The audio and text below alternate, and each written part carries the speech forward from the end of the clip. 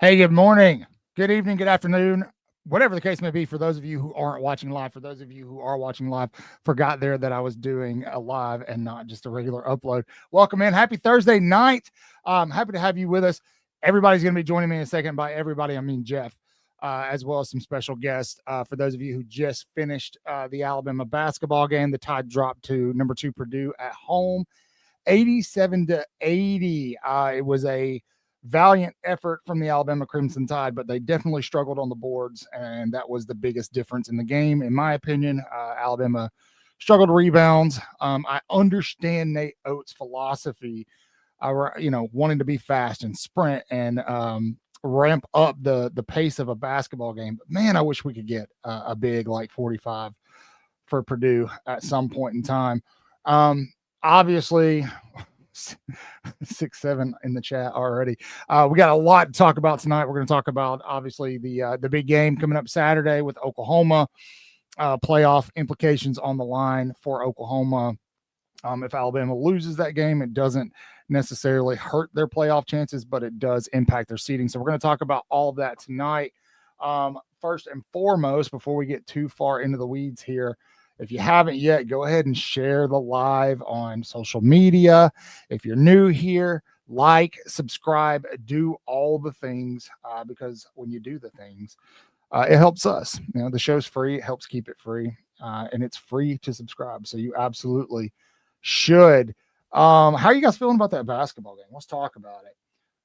Happy Thursday to you as well. It's almost the weekend. Thank goodness. I know a lot of people are they've had a rough week, right? You've got the holidays coming up, you've got time changes. I know the bottom dropped out temp wise for a lot of places this past week. Man, I'm looking forward to the weekend. It's going to be a very, very good college football weekend. You've got some pretty big matchups outside of just Alabama, some other big matchups with playoff implications. So we'll start. Like I said, we'll start talking Bama basketball, and then once everybody else gets in here, we'll kind of transition into college football. So full court crimson. What is full court crimson? First of all, it's a little bit of a tongue twister. It's hard to say, but that is the new show that Jeff and I are launching. Don't let this Purdue loss fool you. This Alabama basketball team is a Final Four contestant. They looked really good on up at Madison Square Garden playing St. John's, and they didn't look terrible against Purdue. They just kind of got outmanned on the boards, but I do think they were missing Bristow a little bit. However, this could be a national championship team. A couple things go differently. Alabama could have won that game. Yeah, exactly, Kyle. Exactly. the score doesn't. It was a lot closer than 87-80. Even that small of a margin, it was closer than that. Having a foul there at the end to try to get the ball back, kind of made it look a tiny bit worse than what it was. But we'll bring in one of our special guests here in a minute once I get a big thumbs up and they let me know they're ready. So got to put on the headgear. All right, he's ready. Please welcome in Herb. How you doing, man? How are you, sir? I'm good. I'm good. I'm sorry. The original link said 8:30, so I was like, I set it for 8:30, but we were just going to hop on live right after the basketball game ended. Jeff was supposed to convey that message to you, and he didn't. It's okay. I'll fire him. Please don't do that. Please don't. How can I save his job? Yeah. So anyway, I'm assuming you watched the game. How you feeling? Yes, sir. I mean, not terrible. There's things that, you can't get out rebounded. Your whole team can't get out rebounded by maybe two guys from the other team. What was that? 28 for us and 26 for their two biggest guys. That's wild. Phylon, still growing into the fact that maybe he's got a little bit of an outside shot, but when he's not hitting, I'd like to see him get to the basket more. But I think that's something that'll come more, as you go down the line. And, just a signature of Nate Oates' teams, because we shoot a lot of threes, we don't always get easy buckets. But I think that's something that maybe we'll grow into as we get along. I mean, there's no shame in losing to either the number 1 or number 2 team in the country, especially early on when your team's starting to gel. So good early test. Lot to work on. Still a lot of ball to be played. So it's not like college football where you're thinking, does this ruin our season? You know what I mean? It's just another thing right now. So yeah, I feel okay. You got to keep it in perspective for those football only gumps.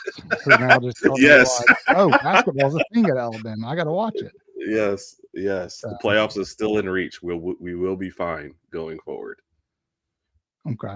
Bama did. They struggled with the size. That seems to be a common thing. Give me a thumbs up down there when you're ready. Okay. We got one more special guest. The other half of the dynamic duo, Raj. We got Herb and Raj from the Herb and Raj podcast. Raj, thanks for joining us, man. We're talking the basketball game for a little bit. Thank y'all for having us. Okay. Let's do it. Let's do it. Always. Mi casa es su casa. You guys are always welcome here. Appreciate it. Message. Lance, I'm not IT, man. I can't help you with your TV and your messages, brother. I don't know what you want me to do. I love you, Lance, but call the Geek Squad, not us. Anyway, sorry, Lance. Raj, what was your take, man, about what happened in Coleman Coliseum just a little while ago? Of course, I was excited about the game like everybody else, but as I started to watch the game, I started to realize one thing that we've kind of had an issue on for I feel like a number of years. We just haven't really had a dominant in the paint presence. Like, we have big men on our team height-wise, but when you look at the two big men that Purdue had, I don't know if both of them were 7 foot, but they played like old school dominant big men. They stayed in the paint. They got the rebounds. They got a lot of offensive rebounds. I think we were out rebounded 52 to 28, something like that. Yeah. You didn't see their big man popping out trying to shoot 3-pointers, and we don't lack that presence down low. When our big men pop out and shoot 3-pointers, I mean, we don't have a lot of people crashing the boards, and that hurts. I can understand if we had Steph and Clay on the team, but right now we don't. So when you have nobody rebounding the ball, it just kind of hurts us. And that also leads to a lot of second chance shots that Purdue got. Kind of killed us right there. And then I feel like the last 2 or 3 minutes of the game, we just kind of gave up at the end and just started, and then last, I guess it was, and I know I'm rambling, but it was one inside 1 minute. I think that three that we gave to Bo Bowen, when he was in the corner, that's probably not the best shot we need to be taking at that time. Mm-hmm. I felt like maybe give it to Holloway or somebody else, but it is what it is. So yeah, it went a lot better. I kind of kept feeling like at some point in the game, Purdue was just going to pull away. They'd get like a 3-point lead, 5-point lead. It kind of felt like they were gonna just run off with it, and they never really did. Alabama started fouling at the end, so it actually feels pretty good to walk out of there with that kind of win. Because even with the rebounds, a couple of shots go, and Bama potentially still wins that Yeah. basketball game. Yeah. So it's a good feeling. Really, really Yeah. good feeling. Yeah. The squad's on the right path. Right. Um, Right. Hell, I don't even think they've got their best player on the court right now. Yeah. Bristow. So it's looking pretty good. But anyway, just waiting on Jeff to pop in. I hope your weeks are going great. I just wanted to say I tuned into the show last night and it was fantastic. It was a really, really good time. Appreciate that. Really enjoyed it.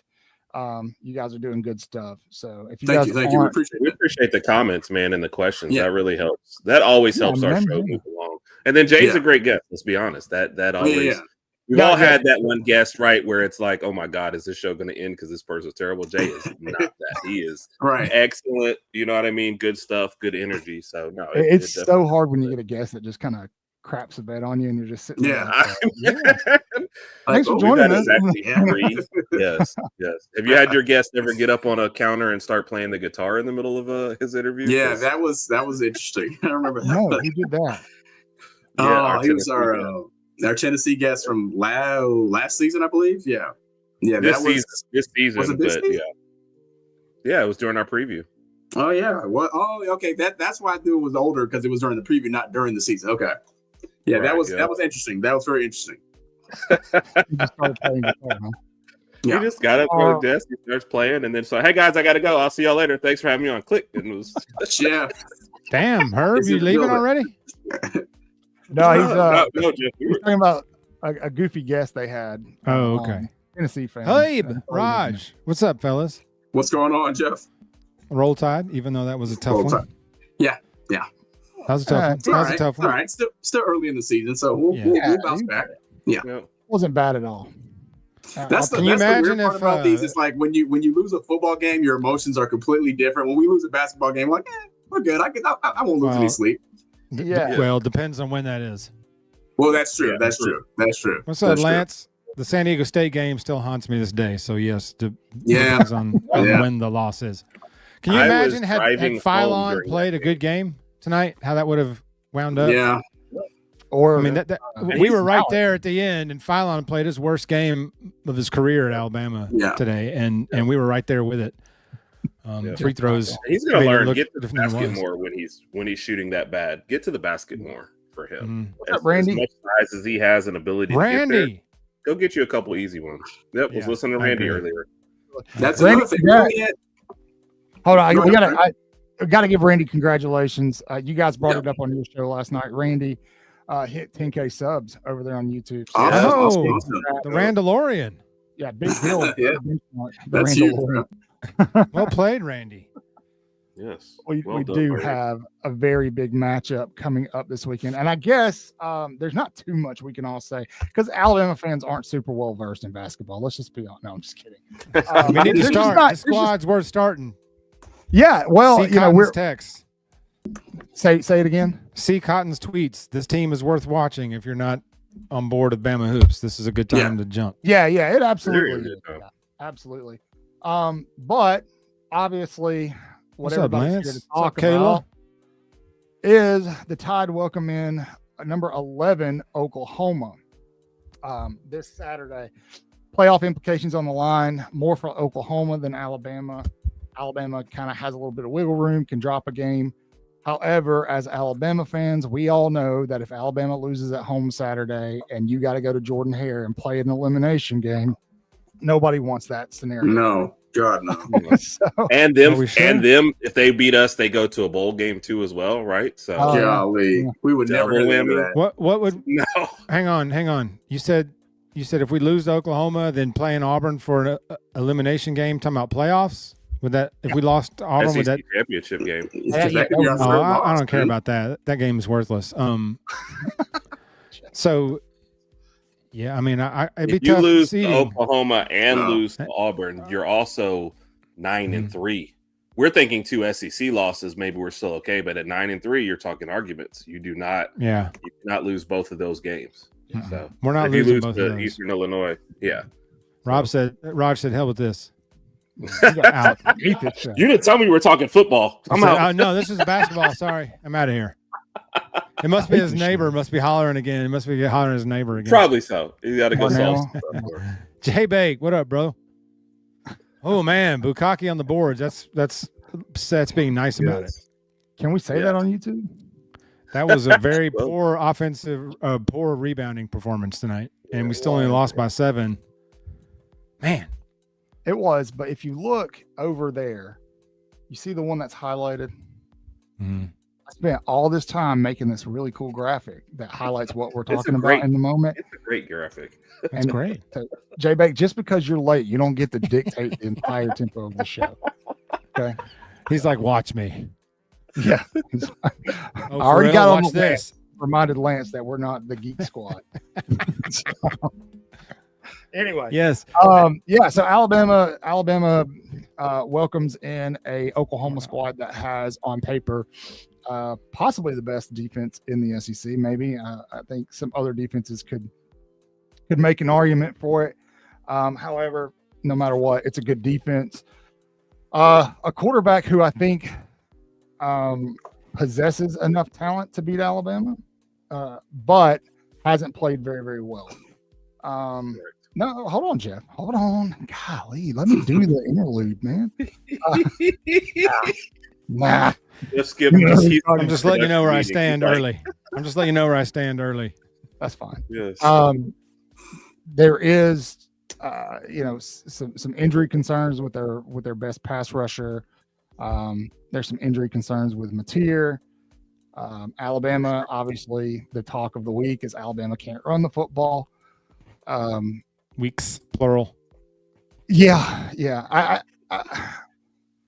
I think Alabama fans are cautiously optimistic this week. I think there are some variables in this to consider, such as the revenge factor, the game being in Bryant-Denny Stadium. Obviously, if you got to pick between Ty Simpson and John Mateer, you're going to pick Ty Simpson. Mm-hmm. What's your overall vibe right now?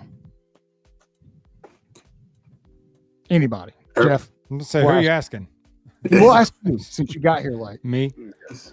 Yeah. I mean, obviously the run game's a struggle. I know Ty came out and said it's mental. It's a little more than that. It's mental, but my eyeballs tell me it's something else too. We're not putting the best players on the field. I think that is a big problem with the running game. The scheme, I think, is flawed. There's no creativity in the running game. We're not using our linemen. We can't use the linemen athletically. Apparently, I don't know if they're not athletic enough to get out in space to pull. I know Brailsford is. We've seen that a time or two. But I think it's a combination of a poor scheme and average running backs. I don't know if the A.K. Deer thing is what he does without the ball, if that's what's holding him back, or if maybe it's one of those like they're doing with Ashton Daniels, like we're not going to play him so he can play 3 games and still get an extra year. So I don't know if that's at play. I don't know, but it feels like we're just beating dead horses and wasting downs, trying to run the ball with the same people in the same places and the same plays. I think that's all end in Saturday. I don't think they're going to do that Saturday. I think that we're going to get creative.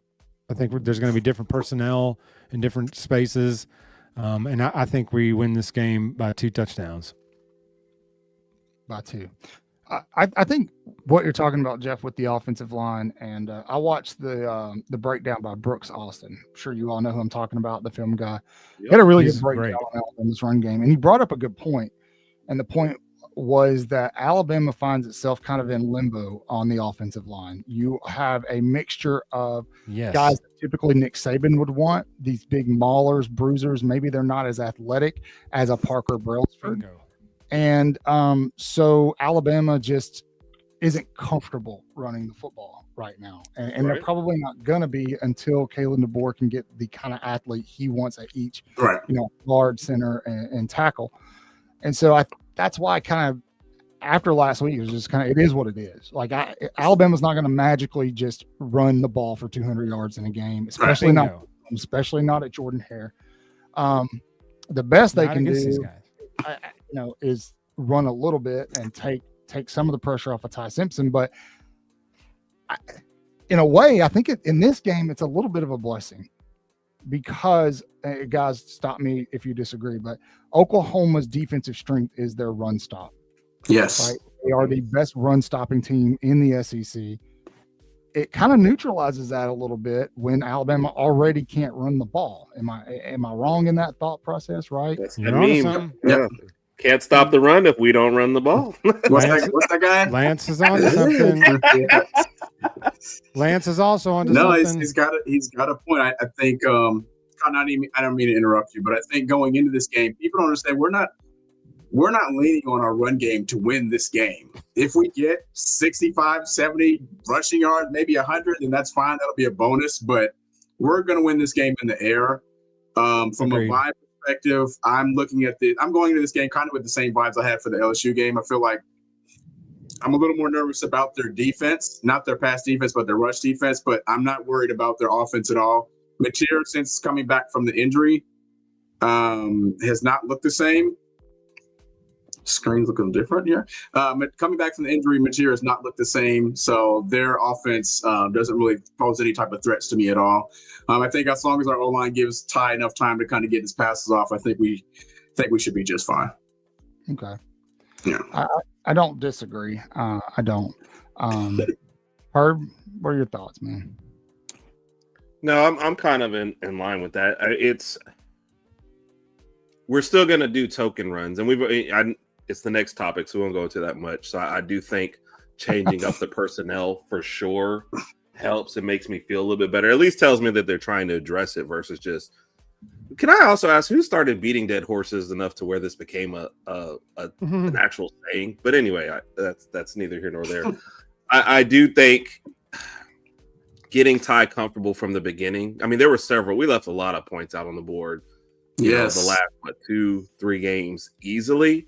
So if we're going to lean into the pass game, let's make sure that it is the best version of that pass game. So whatever you need on the field to get that done. Now, does that hurt? Because like what Jeff alluded to, are we not putting some of our best running backs out there because they suck in pass pro? And is that what's going to hurt both sides of the ball? I mean, both equations, running and passing. I don't know, but leaning into the pass game is clearly what's going to get it done here. And I'm a little less worried knowing we were at the Oklahoma game. That disaster has been well documented. But even then, our friends on the other side told us, like, your guys were running wild all day long. You guys just couldn't pass the ball. I feel like the defense hasn't changed that much in this year to where we will get guys open. It's just about hitting them. So that's where my confidence in the game comes from. Okay. Yeah. To that, I feel pretty good about that.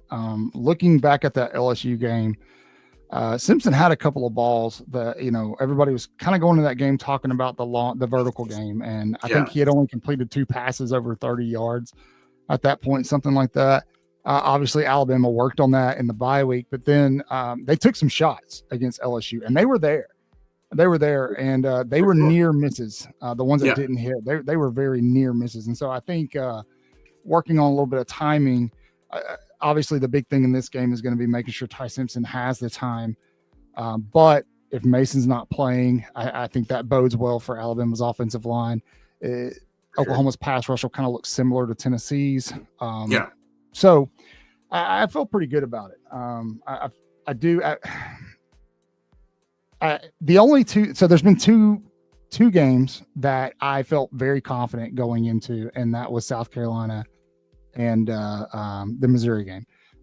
So this one, I've been kind of nervous all week, but things have kind of, I don't know, they've kind of leveled out as we're getting closer. The basketball game helped a little bit because it kind of helped take my mind off of it. But looking at some of the comments, a lot of people obviously are talking about the run game. Yeah. A lot of people are talking about what the broadcast looks like. Hey guys, look, for some reason, I don't know what. I got an explanation. I got an explanation for this. Thank you, Jeff. Go ahead. So StreamYard now lets you stream simultaneously with the vertical perspective and the horizontal. You can do it at the same time, but it's 2 separate broadcasts on the same channel, whatever. I was thinking it would shrink the screen down in the vertical broadcast where you could still see all 4 of us, but apparently it's like a zoom and all you can see is Raj and Herb's forehead. Yeah, all you can see is Raj from here up. So my apologies on that, everyone. If that's what you're seeing, go to the Waaaay Offsides YouTube channel and go live on the other live stream. It's the same thing, except you'll get the regular view. That's my fault. I didn't realize it would show that way. I was thinking it would be shrunk and all fit in the screen, so people maybe look down at their phone and have it on their phone. But I'm glad I lesson saved learned, this. epic fail. I won't do that again. Raj, you look so bad that they had to issue an apology. That's what I know. I feel horrible now. Like I always see as Raj. Who's this goofball? Yeah. Sorry about that. So, No, Ty ain't throwing 3 picks. No. I think Jay on the other side. He thinks Mateer is good for at least 1. I'm saying we're going to Mateer will throw 3, but Ty won't. I say Mateer is good for about 2. Yeah. So Ty's decision making has just gotten better and better throughout the year, and I just don't think he'll do that. He's not going to put the ball at risk like that. So. Yes, B Jam, and I agree. The game means a lot. It means everything. Grubb's got to get in his bag. Grubb's got to get creative with some stuff. I think some quick passes. Maybe some wheels, some bubbles. I don't know, just something to neutralize Oklahoma's pass rush. I think that's going to be their biggest asset. Sure. Is their pass rush. I didn't realize until earlier today. I don't know. I guess I just wasn't paying attention. But this is homecoming. For I us, forgot about that. Yeah, this is Alabama's homecoming game. So take that. I mean, again, I don't know if that makes a difference really. I think the revenge factor definitely makes a little bit of a difference. It being in Bryant Denny makes a little bit of a difference. Jalen Milroe not starting at quarterback makes a huge difference. And so I don't know, man. I've got a lot of faith in Ty, and I know what people are watching. They're watching the last 2 games Alabama's played. Offense has kind of been on a sharp decline, and some of that is attributed to pass rushes. LSU got at Ty Simpson pretty effectively. South Carolina got at Ty Simpson pretty effectively. So you got to expect kind of the same thing here. But to Jeff's point, I just feel like this is probably one that they know they don't want to drop. Again, if we know you don't want to go into Jordan Hare with a playoff spot on the line, they know that too. So I don't know. I feel really good. I think it'll be tight. Well, tight, Jeannie. I think it'll absolutely be tight. But nothing takes longer than 2 seconds to develop. But there was some other stuff I watched last night. I went back and watched through the LSU game. There were some misreads by Ty Simpson in that game. There were a few. So I'm okay here. No, that's a good point. Yeah. Not. Yeah, absolutely not. I think that's a great point.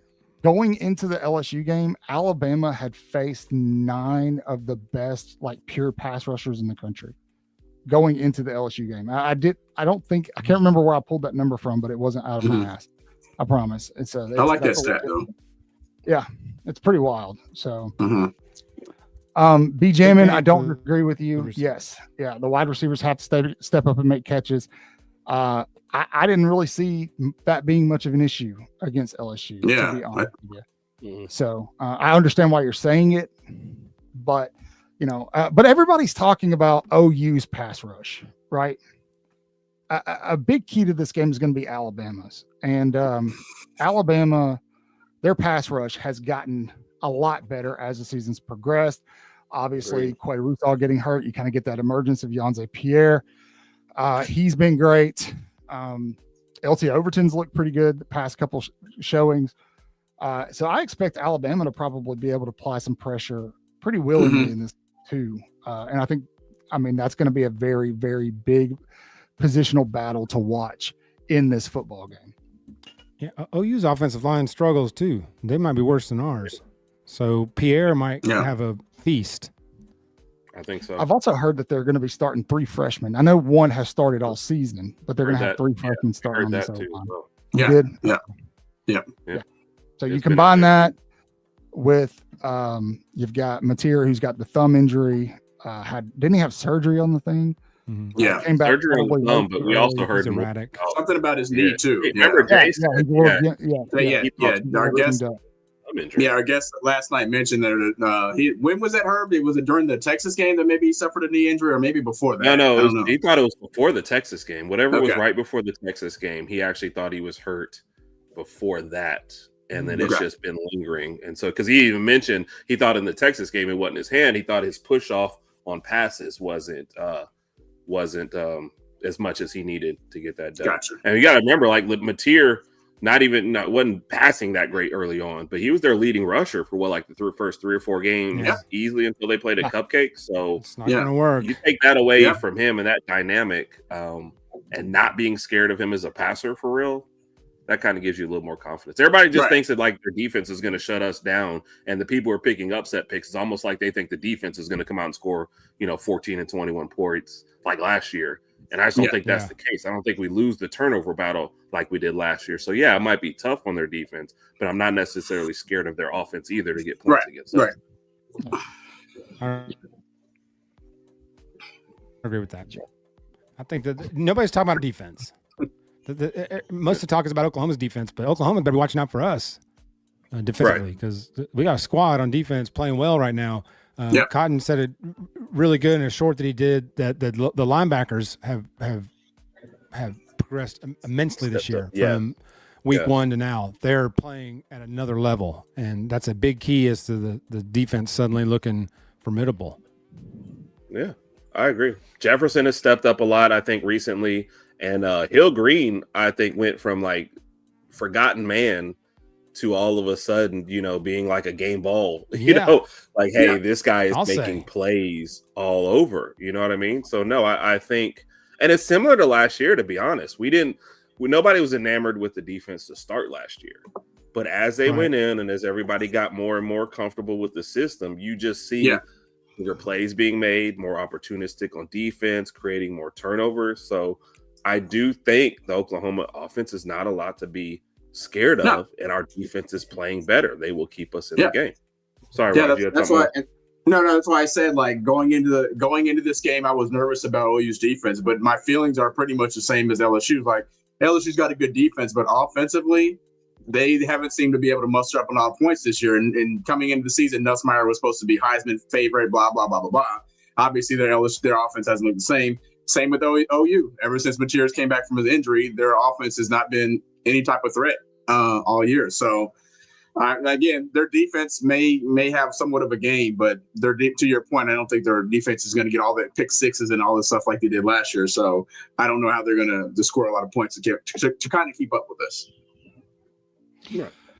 Yeah, I could see that. They looked really good up at Knoxville against Tennessee. But we have to keep in mind that Tennessee's got a terrible secondary. They're not great. There's not too much to take away from that. I don't know, man. I feel like outside of Oklahoma's pass rush, Alabama checks all the other boxes here. I think so. Go ahead. Well, I was going to say, even in the Tennessee game, though, their first points came from the defense, right? The offense, I think, kind of took the first half off. So it wasn't a great performance. Just if you go, I was listening to Locked On Tennessee after the game. They're basically like, yeah, we did this bad and that bad and this bad. Kind of like they do every game. It's never the opponent's fault. It's Tennessee's fault. But it was kind of the same thing. Oklahoma didn't blow the doors off. They just made enough plays to to win in the end. But the offense wasn't spectacular. Defense had to hold it down for a long time. Yeah. Now, something that Alabama fans have clung to this week is the potential of starting a freshman running back, or at least significantly playing freshman running back. Now, for those of you who are in the know here, this comes after kind of a cryptic tweet or social media post. I'm assuming it was on all social media by AK Deer, former 5-star running back. He posted a picture of him catching a ball. I believe it was during the ULM game, if I'm not mistaken, and it had the caption "update ... Alabama fans immediately jumped on it. He's going to play this week. That's what that means. He's playing this week. Opposing fan bases jumped on it, saying he's going to transfer. Blah blah blah. Now he's not transferring. I love this world we live in now. Yeah, he's not transferring. Yes. But then the next morning, after the social media post, Kalen DeBoer was actually asked about him, and DeBoer, I'm paraphrasing here, responded with, "He's been playing really good football for us. He's gonna make a difference for this team sooner or later." And of course, that just hype fans up even more. Content creators do their things, create the clickbait thumbnails, and it's kind of grown into this almost certain consideration that he's going to play. Now, I don't think A.K. Deer or any running back for that matter can come into this game and make a significant impact to where, again, Alabama's not just going to magically run the ball for 200 yards. Doesn't matter who's back there. There's some systematic issues. Some of it is on the running backs. Absolutely. But what does A.K. Deer provide, Herb, that you've seen or that you've heard about? Because we've only seen him very limited, and it was in garbage time. What does A.K. Deer provide to this offense that could be a spark? What I saw, and a lot of it honestly was from A-Day game, but the burst he has and how quickly he hits holes was a lot better than what we're. I mean, you hate to kind of pick apart the guys, but I've seen Kevin Riley and Jam both. You know, you go back and what was the play going to the left and the hole open up right here for Riley, and he just followed everybody into the tackle. That's like the biggest memory in my mind. It's the Jam and then special. Jam, like if you every other time. Yes, exactly. So it's just like he said, vision. I just see him looking for it more. Look, we're not going to get many opportunities against Oklahoma. I get that, right? But if we run it 10 times with him and he hits the hole twice on a couple runs, we'll take that.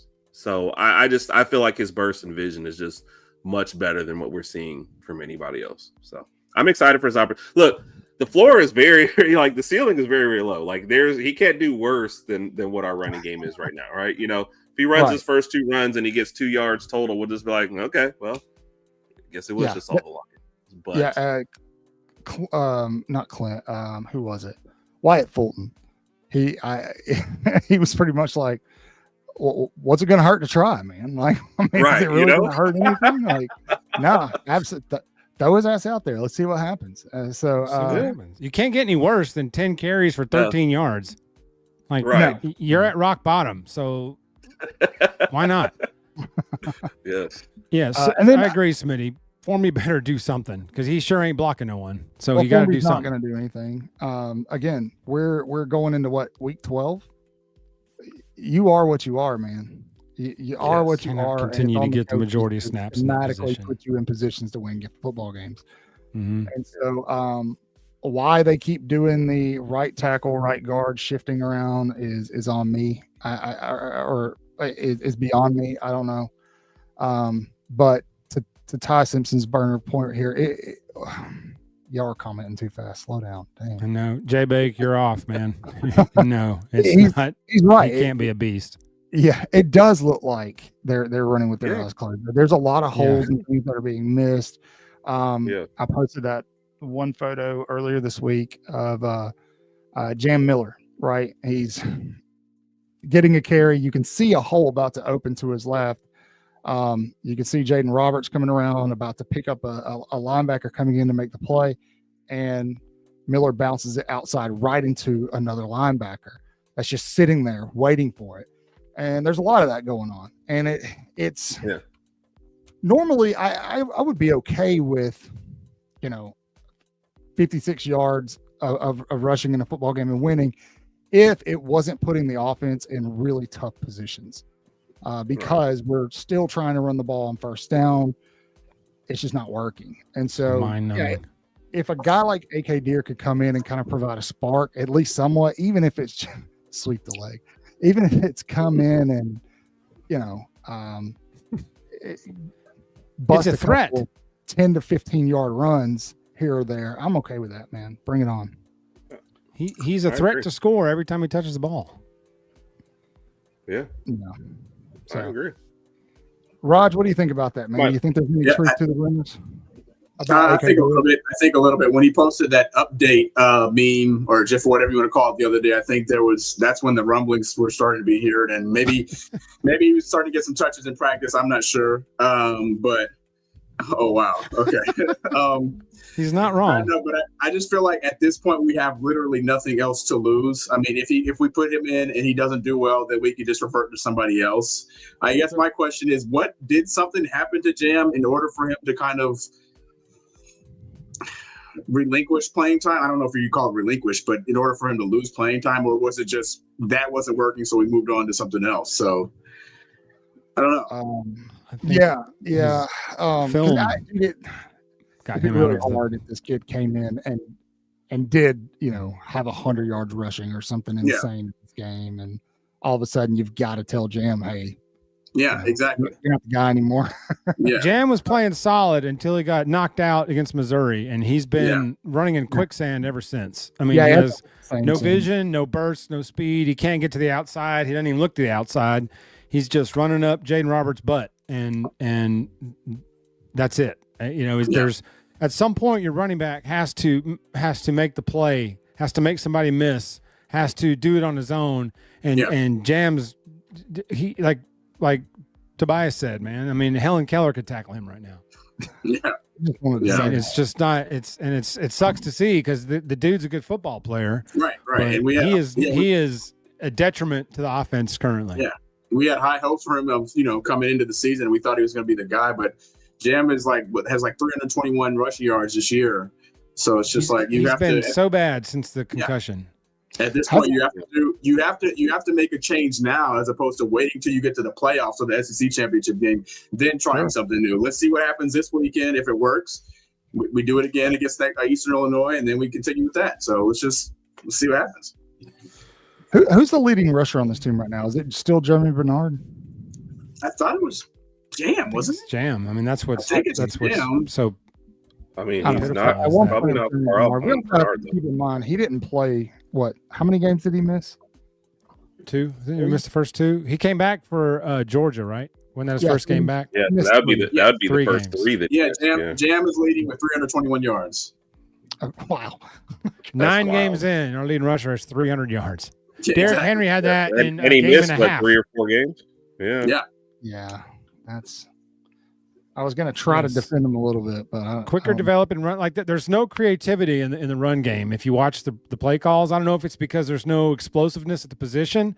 Maybe that's where AK Deer can alter something or change something up just by maybe being able to do something with his explosiveness. I don't know, but the track we're doing now is not working, and I'm afraid it's going to catch up to us in the playoffs where. Somebody's going to go all blitz and dare us to throw the ball over the top, which Ty has not done well this year. I love me some Ty, but he has not thrown the deep ball well this year. Right. Let me ask you guys this. I kind of have this philosophy. Ty Simpson has looked his most comfortable when he's in hurry up.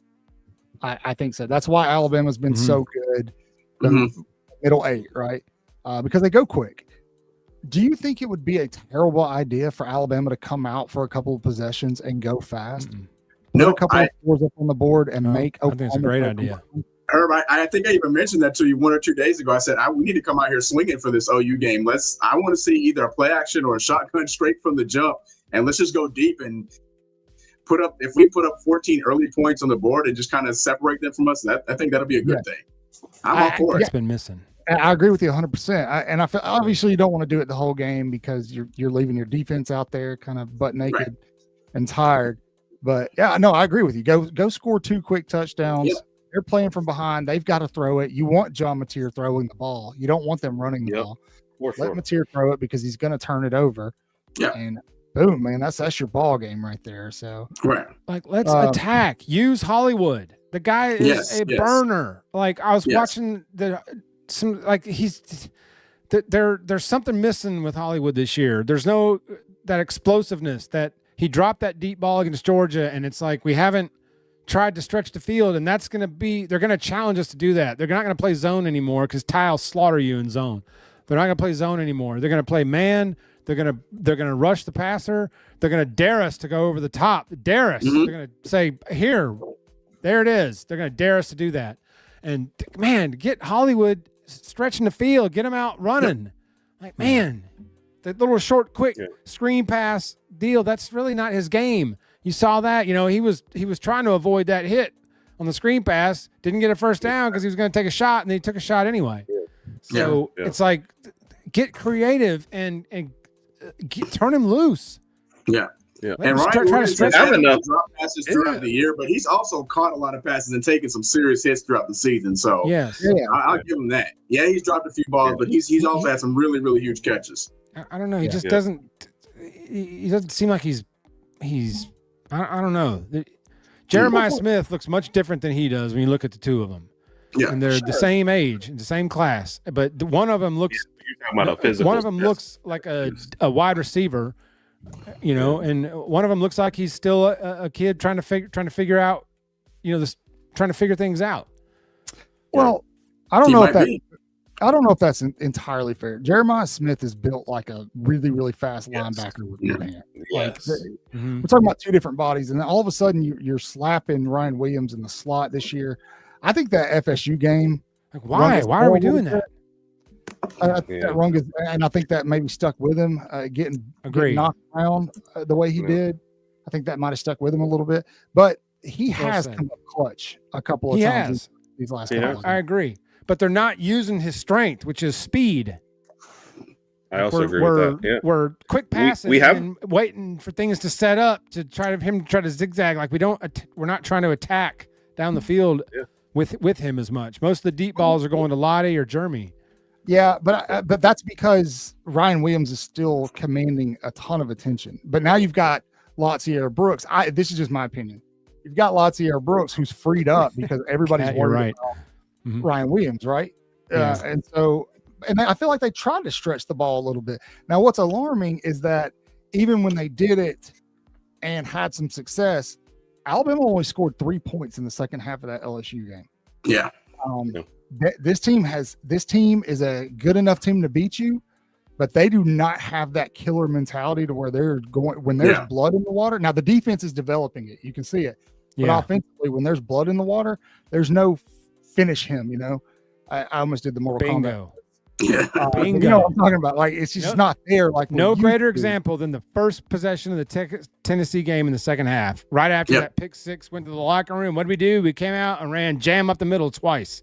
And it was 3rd and 12. Yeah. Exactly what you said, Cotton. Right there. You got killer instinct. Like, go for the jugular right then. Hit him deep. Try something, big play, explosive play, something. But and I appreciated that after the LSU game, Kalen DeBoer's immediate presser, he brought that up. Like, he said that. Yes. It wasn't a question that he was kind of baited into. He came out and was like, there's some frustration because we can't put people away. So at least he recognized it. But I think if we're going to talk about the offensive line, right, to where there's that weird kind of modge podge of Nick Saban's philosophy and this West Coast philosophy, maybe that extends out past the offensive line too. Maybe that's still kind of finding its way in the wide receiving room. I don't know, but thank God for Josh Cuevas. That's Cuevo. Yes. And keep in mind, DeBoer's still building these positions to fit his scheme. Parker Brailsford weighed 280 pounds at Washington.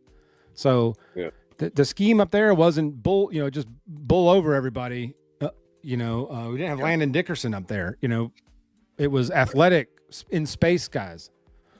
Yeah. Raj, how difficult do you think it is for them to come down here to Jeff's point? And they want an offensive lineman who's a little more athletic, maybe a little lighter. But you also have to maintain that you're in the SEC now. You got to be bigger. That trench is more important than anything else. That's your foundation. Like, how do you manage that mentality? How do you manage that? Well, and throw on top of that, everybody wants you to win for the next 5 years, but we also want you to win now. So we don't want you to, how this game goes. All right, we're trying to shape our team and get all our guys in to run the scheme we want the exact way. But we saw some holdovers that don't exactly fit, but you guys want us to win right now. So if we punted on this year and said, look, this team, we're still remaking it, he'd get fired before he'd get all his players in He here. would never get the chance. Yeah, absolutely. So he's in an impossible position. I think he's managing it just about as well as you can. He always was. Yeah, so he is, and I feel like coming into the season, some people had DeBoer on the hot seat. So after the Tallahassee game, he's got to go. He's got to go. We can't have this. And then we go on an 8-game win streak. So some of these people are like, okay, maybe he knows what he's doing. I feel like, to Heard's point, it's just going to take some time. But unfortunately, in the SEC, that's one thing you don't really have a lot of. I mean, even if you look at Beamer in South Carolina, he even mentioned it on that Netflix documentary. Like when you're in the SEC, things are different. You have to win.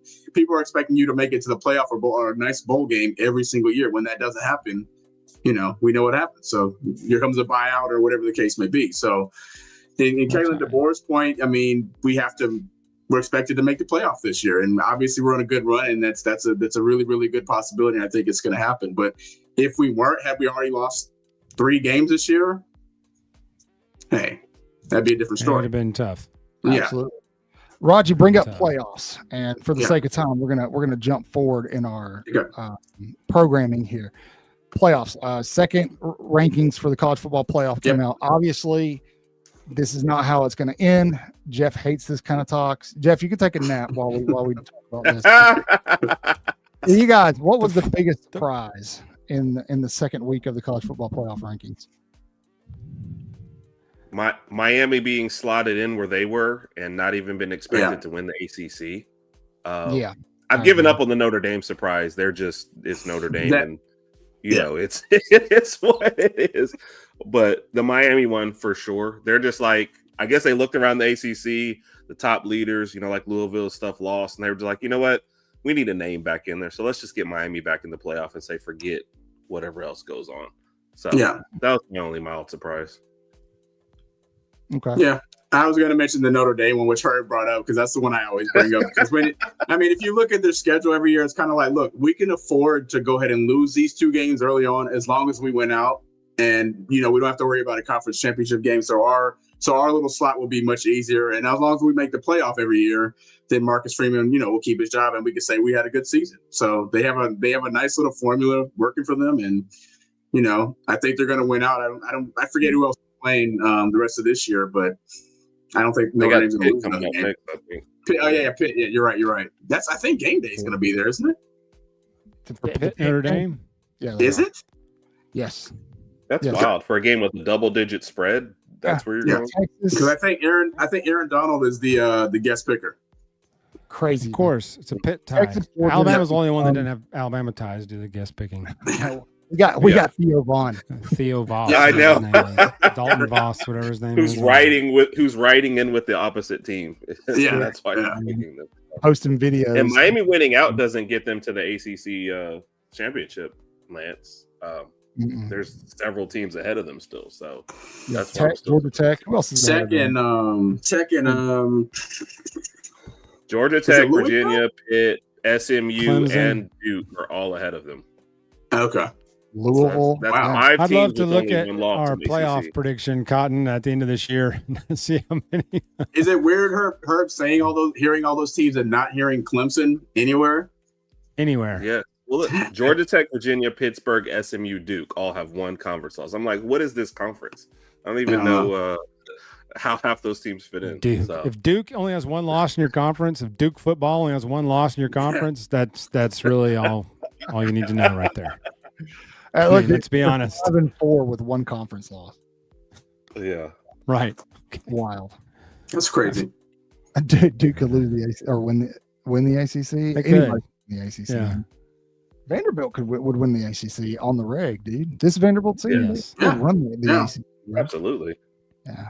Maybe they Vanderbilt squad. Look at a move. So yeah, I don't think there was that much of a bellyache about the playoff picture. A lot of it's gonna clean itself up over the next couple of weeks. And it starts this weekend because there are a ton of games and we're gonna look through them and we're gonna pick some.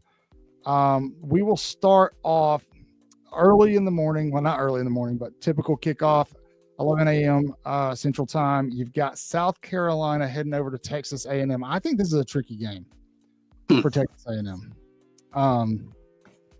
I do. I think South Carolina's defense is a little bit better than a lot of people realize early on. I also think with all the pieces they got back for the Alabama game, assuming they have those in this game, they could make this a close one. You all know, Jeff, you know how I feel about 11 a.m. kickoffs. It's a terrible time slot. How many upsets happen in that time slot? A lot. Well, that's noon for you, though, right? Isn't that technically noon for you? Yeah, it's big noon. He's big noon. So, I'm trying to look up the line really quick. It's 19 A&M by 19.5. 19.5. Yeah. Wow. Give me A&M, but South Carolina covers. Yeah. Yeah. Where's the game? I don't know what kind of effort I'm getting for It's South at Carolina. A&M, I guess. Yeah. Yeah, it's at A&M, I believe. Yeah, take the points, Jeff. You coward. Man, I'll take the. I mean, I think AUM's going to dog walk them, but I haven't been high on South Carolina at all. Well, they about whipped our tails. No, they didn't. I'll take. That game was never in doubt. We were just playing possum the whole game. When we were down 8 with 3 minutes left, we were heading right where we wanted them. Exactly. I definitely wasn't panicking on the text line. You know, I definitely wasn't sweaty pits. I'm not watching this. All right. You've got NC State, 2:30 time slot, going to take on number 15 Miami Hurricanes. You never know, man. You're in bad Carson Beck part of the season now. He's good. He sucks. Yeah, Miami's about a 14.5 point favorite. Yeah. I still think Miami drops another game somewhere, man. I think I'm just biased and want them to. But yeah, they beat. I like the U, but I don't trust Beck to win any big game. Yeah, that's fair. Or any game that somebody gets a little bit of pressure. To end the year. Yeah, that's what I was about to say here. They still have 2 more road games at Virginia Tech and at Pitt, so they could drop one of those. That's tough. That's right. Yeah. I think they win this one, though, for sure. I don't know about the cover. NC State, defensive-wise, keeps them in games at times. But being at Miami, I'm taking Miami for sure. Yeah, same here. Same. Okay. All right. I believe it's the same time slot. It is. Hey, AUM, man. I'm an alum of AUM now. Get off AUM. The number 21 Iowa Hawkeyes head over to sunny California to take on USC, number 17 USC. It is supposed to rain during this game. Oh, that's an Iowa game right there, baby. I know. I love it. 10-3 final. But I kind of want to take Iowa in this one, man. I feel like with the rain, it just, it's not like the Coliseum's somewhere intimidating to play. Right. Yeah, I'm taking Iowa. Give me Iowa. I got to pick an upset somewhere on this slate, so give me Iowa. Roger and I think actually have to pick this game for our picks. I like. Is that one of the 5? If it's clear weather, I like USC, but in a mutter, I like Iowa. Exactly. Which, by the way, Mechie just caught a touchdown pass. I didn't realize he'd found his way all the way. Mechie did? Yeah. Oh, he's on the Jets now. I got traded to the Jets at the deadline. Imagine going from the Eagles to the Jets. That kind of sucks. God, and I'm with you, man. I want to. Yeah, right. It's like you probably want to retire. I'm kind of with you, man. I really want a reason to pick Iowa, and I want the upset. I got to go first. So, Raj, I think I am going to end up with Iowa in this one. Plus, it makes Notre Dame look worse because then USC drops out of the top 25, and then Notre Dame has no top 25. Yeah, I'll stick with USC. I think Lemon has another big game though. He's been going off this year, man. Makai Lemon. Okay. Good gracious. Yeah, that's fair. All right. I'm with Ty Simpson Burner on his comment. Are we getting to that game? Oh, boy. Game coming? Oh, we're about to get there. Okay. We're about to. I was actually about to pick that one next. Yeah, the number 10 Texas Longhorns. Believe it or not, the number 10 Texas Longhorns will head over to Athens, Georgia, to take on the number 5 Georgia Bulldogs. Now, everybody's been talking about Georgia's offense finally coming to life, but I caution them that was Mississippi State. They did that too. Right. Arch Manning's looked a little bit better. Yep. As the season's gone on, Texas has a really good defense. Georgia's defense can be a little sketchy. They don't have a pass rush. Their secondary has given up some yards. I don't know that Athens is an intimidating road environment, at least not for Alabama. Right. What's the pick? That's true. I'm sorry. I'm just trying. I haven't picked it. I'm trying to think it through in my head, so I'm doing it out loud verbally. I'm with you. Georgia. Same here. I think that's where I'm going to end up. I'll say this: if Raj picked first and he was picking Georgia for sure. I might pick Texas as an anti-Raj pick, but there wouldn't be a lot of confidence. I'm also behind in the picks, so that's the only way it would come up. But if you were like her pick first and it doesn't matter, like I'm always going to take Georgia. Georgia is like a they just come alive in that second half. They fight to the end, and I think this game is going to be really, really close. If you had asked me earlier in the season with the way Arch was playing, like in the first couple of games, I thought Georgia could win by 10, but I think this is going to be a really, really, really close game. To Cotton's point, Arch is starting to play a lot better the past few weeks, but I still think Georgia's going to pull out at home. See, Raj, he has, and I said it, but I really think Georgia's probably going to blow him out. Georgia, first of all, is incredibly hard to kill. If your name is in Alabama, you're probably not getting the job done. Yeah. They're well coached. Not to say that Sark isn't a great coach. Georgia's extremely well coached. It is in Athens. And then Gunnar Stockton is the perfect quarterback for that system. Zachariah Branch is coming on really strong. I just feel like – I also feel like Arch Manning is still Arch Manning. Like I haven't been able to shake what I saw from Arch Manning early on in the season. I'm still not buying the hype. I picked Texas to lose 3 games and miss the college football playoff. I think Georgia gets it. Makes me look like a genius. Yeah. We talked in the back of my mind the whole time. That's been in my mind. Texas still has to play at A&M. I think they play at A&M the last game of the season too. So let me ask you this: Alabama's about to play Ohio State in the national championship, right? Ty Simpson's out. You've got the option to start Arch Manning or Gunnar Stockton for Alabama. Who are you starting? Yeah, probably Gunnar. Yeah. I would feel more confident starting Gunnar because I know he's a good mobile quarterback and I think he's a better decision maker. So I would just go with Gunnar. Yeah. Jeff, I feel like you're judging. Can I bring this the Georgia running game? This is if Alabama had all 3 quarterbacks on the roster? Is that the hypothetical? Herb, yes. Jeff, no. I'm trying to prove a point. Oh, okay. Stockton is the better quarterback between him and Arch Manning. It's almost, I don't know. That's tough to say. I mean, Arch had his struggles, but I don't really know. I think Texas. I'm going to be alone on this. Sorry, Randy, but I think Texas is winning out. I don't. I think Texas is winning Saturday, and they're going to beat A&M at the end of the year. That's my hot take. That is crispy. Is that what you're saying?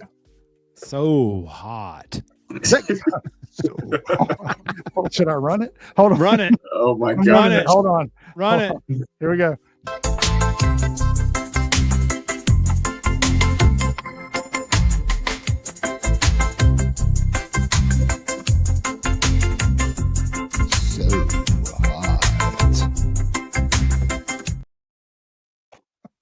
Oh my God. Texas and Alabama went out.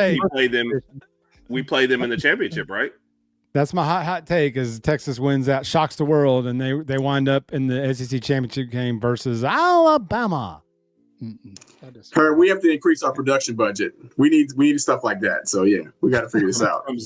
Like I said, that's a hot take. That's a crazy take. Yeah. Kirby don't lose home games much to anybody besides Alabama, but I don't know, man. I'm just trying to think of something crazy for the last 3 weeks of the season, and suddenly Texas winds up winning out in the SEC championship game.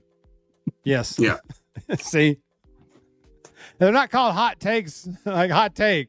You know, Alabama beats Eastern Illinois by double digits. Hot take. Let me ask you guys a question. Who would y'all rather play in the SEC championship, A&M or Georgia? Georgia. Better the enemy you know than the enemy you don't. Georgia. Okay. Herb? A&M. Yeah. Tired of playing Georgia. Okay. Yeah. Well, also because I get that we have this thing over them, but if Georgia manages to win, we'll never hear the end of it. Be like, oh, see, I knew that we had it in us. All we had to do was win 1 out of the last 10, and we could assert our dominance over Alabama. I'm like, what? Insert our dominance? Is that how they talk? Yeah, that's how they talk. I'm not inserting anything. Yeah. Assert, fool, assert. Oh, my bad. They do talk like that. Your head. I'm not the Mary Milkman folks. I mean, there's a situation where there could be 4-7-1 SEC teams at the end of the year. And that would be one hell of an algorithm. No, there can't. Yeah. No. There could be. If we lose to Auburn, beat Oklahoma, we're 7-1. Ole Miss wins out, they're 7-1. Texas wins out, they're 7-1. And A&M loses the last game of the season, they're 7-1. There's your 4.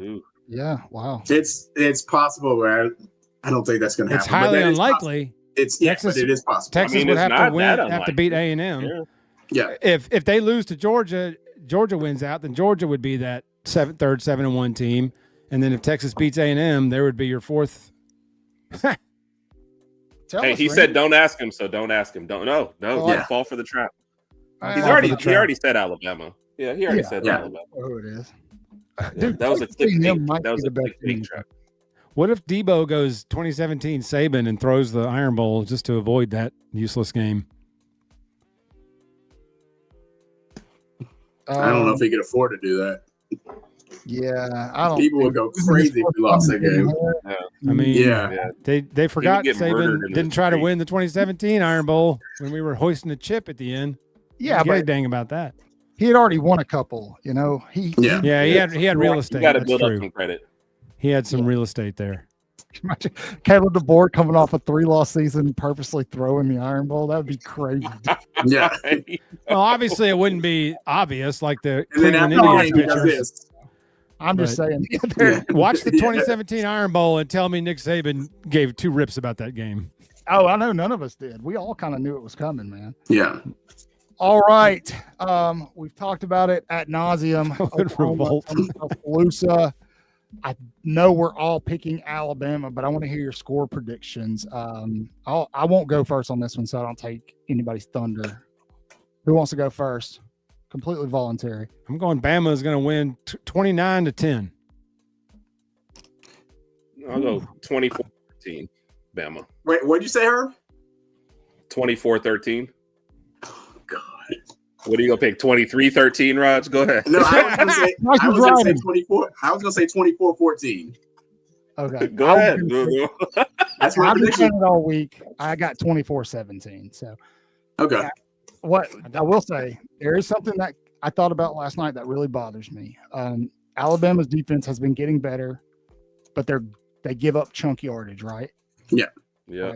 Right. Oklahoma's got a kicker that he can put that thing in from the 50, man. Yeah. Short shorts or no short shorts. That dude can. Wait a minute. What about? He can definitely put that thing in. He definitely showed us he could put that thing in the shorts. What about who, Raj? Connor Talty. He could put it in from like never heard 10, of him. 15 yards out. I'm glad Jesse Palmer bloviated for 45 minutes about how Jeremy shouldn't have scored a touchdown because the game was over. Yeah, I'm like, no, we can't kick. No, and then Talty hits one into the parking lot from the 5-yard line. It's like, okay. I think Talty can throw farther than he can kick. Yes, bingo, Lance. It's the right hash. We have to set him up at a different hash. He cannot kick from that right hash. I've noticed that as well. But the college kicks, those short college kicks from one of the hashes are not easy kicks because of that angle. Yeah. So I hate when they get that close. That'll do it for tonight. Thank you for joining us. Herb, Raj, it's a pleasure as always. Appreciate y'all. Please tell everybody where to find you. Go ahead, Raj. What you got for us? Herb and Raj podcast everywhere. We're on X, obviously YouTube, the TikTok. Our MySpace account is no longer activated due to obvious reasons. So what else? I think Instagram, it's all Herb and Raj podcast. So please follow us if you're not. And as always, we appreciate you guys having us on. Yeah. Thank you. What was your MySpace song that you put in there? Oh, God. Now I'm trying to think about what song I actually did have back in 2005. I don't even remember, dude. I don't even remember. Anyway. All right, guys. Cool. We had Unwritten. What's her name? That was us, Unwritten. Oh, my gosh. I hope that everybody has a fantastic college football Saturday. Jeff and I will be live as soon as the game is over. Herb, Raj, you're always welcome to join us if you want to. A lot of content coming tomorrow. There's some serious recruiting moves being made right now that we should have some news on that in the next 72 hours. So if you're not subscribed, do it. It's the best decision you'll make this week. Do it. As always, you know the drill. Say your prayers, read your Bibles, wash your hands. Horns down, beat Auburn and LSU and Oklahoma too. Roll Tide, everybody. Roll Tide. with.